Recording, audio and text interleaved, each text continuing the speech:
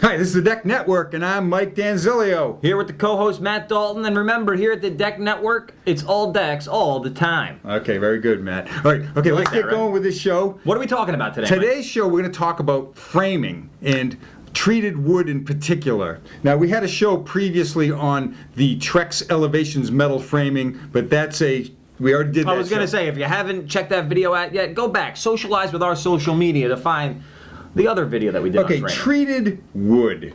Treated wood for framing. Okay, What's it all about, Mike? Let's first talk a minute about treated wood. Now, what is this? Wood that is seek the treatment of a psychiatric professional? What are we talking about? Treated wood here. Treated wood is southern yellow pine that has been put in under a vacuum. It is impregnated with a chemical to keep it from rotting. Okay. Now, treated wood has been around for about 35 years. When I first got into the decking business, it was just getting started. It cost about 3 times as much as the standard spruce or hemp fir, any of these other products. And it had a much longer shelf life, I'm assuming? That's why it was more expensive, or? Well, because it was new. Okay. And, now it's close to the same price. They keep it a little bit more because people would use the treated wood because it's stronger. Now, treated wood or southern yellow pine has been around for, obviously, forever.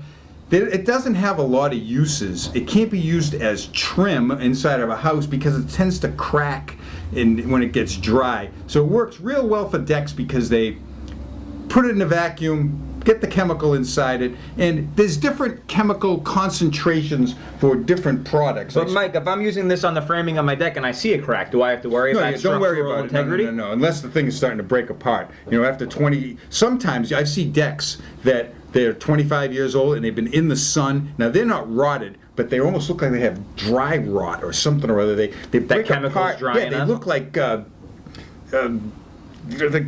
a pruned up, weird. Yeah, they're all breaking apart. You can just pull them apart. Now, I always say that the best wood is a number 1, and if you get it from a good mill, it's going to last a little bit longer. But let's talk a minute about go with good wood. For Christ's sakes, if you're building this thing, go with the grade A wood. I spoke with my friend at Culpeper Wood yesterday. Those are one of the big dogs, Culpeper, right? Yeah, well, they sell a lot of treated wood, and I asked him about these retention numbers. Now, the question is they have a number. Now, above ground is they call a .07.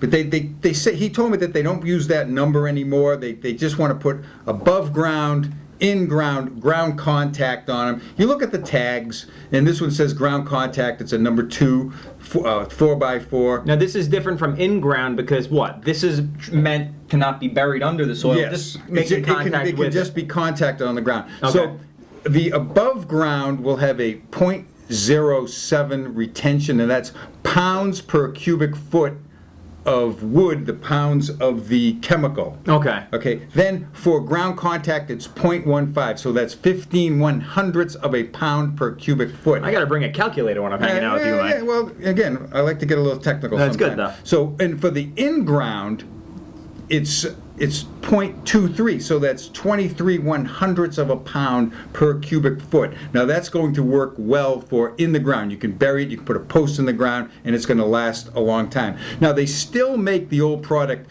copper, chromium, arsenic, or what they call CCA. Now that was banned for residential use back in 2004. Why? Because it was poison. I was going to say, it doesn't sound all that organic. Yeah, actually. And that's what I wanted to ask you. With these treated lumber, do we have to worry about it leaching into the soil and somehow affecting? Well, the products now, the ACQ, isn't going to be as harmful. But then again, it's not as good as the old CCA. Now, would you recommend building a vegetable garden with this wood? No, not at all. Yeah, because you don't want that touching the soil. You can put it around the soil, and this CCA is not going to be all that harmful. But that's what makes it great for framing out decks, I'm sure. You can still use you can still buy CCA wood. It's mostly for docks and retaining, or near the water. In the water, you're not going to find 2x4s and 2x6s. You'll find 6x6s. 8x8s, 10x10s, 3x12s with tongue and grooves on it. Something that really needs to be a stronger product's going to last longer. But okay, let's get moving on here now with decks. So I designed a couple of decks, made a few sketches here. Now recently, the treated wood has been downgraded in its strengths. So, for years, we've been able to use a 2x8 and go 12 feet with it. Okay. Now we have to cut 2 feet off of those because, Well, yeah, why would that be? when they cut, these trees have been growing for many, many years. They cut the trees, they put a sapling in, it grows again. 15, 20 years later, it's got some size to it, so they cut it down. And they found that these new growth trees just didn't have the strength of the old growth trees. So I'm reading a report that said that the 2x10s and 2x12s are almost equally as strong, but the thinner products, the 2x4s and 2x6s, are 30% less strong than they used to be. So they don't grow them like they used to, huh? They certainly aren't as the same way. But if you're building a deck and you're going out 7 feet, so if your deck, your total length is 7 feet, you can get away with a 2x6. If you're going out 10 feet, you can use a 2x8. If you're going 12 feet, you use a 2x10. And if you're going out 14 feet, you can use a 2x12. Now, there are other methods that you can extend the lengths of these, but you can go over 2 feet. As you can see right here, this is going over 2 feet over the beam. So this particular deck that's 12 feet out from the house, you can still use a 2x8 on this and go 12 feet out. Now notice there's a double all the way around. We'll get to that in a minute. But let's take a look at this deck from a side view or a side elevation. I know what that is. You're very good at those. It's a sonotube right there, a footing, Mike. Yeah. Come on. Okay, so we have our sonotube footing, we have a post here, and then we somehow have to have some sort of beam system. So I brought some different pieces of wood here, and again, you want to start with good stuff. And the Simpson Strong Tie makes high quality products for whatever you're going to need. It seems like Simpson is fully endorsed by the Deck Network. Yeah, absolutely. I just think everything is great. I would never buy anything other than a Simpson product. They have great, let's say you'd have a post support like this into the aforementioned sonotube that Matt is well aware of. Email me if you have any questions. If you want to get some good laughs, you'll go watch some of the old videos of Matt working on his deck. So then they have these little cap pieces that go, this one goes on a 4x4, and when you're going to have beam on it. Now I always recommend using a 2x12 for a beam, and then that'll fit right in here, and they have it all tied together really well.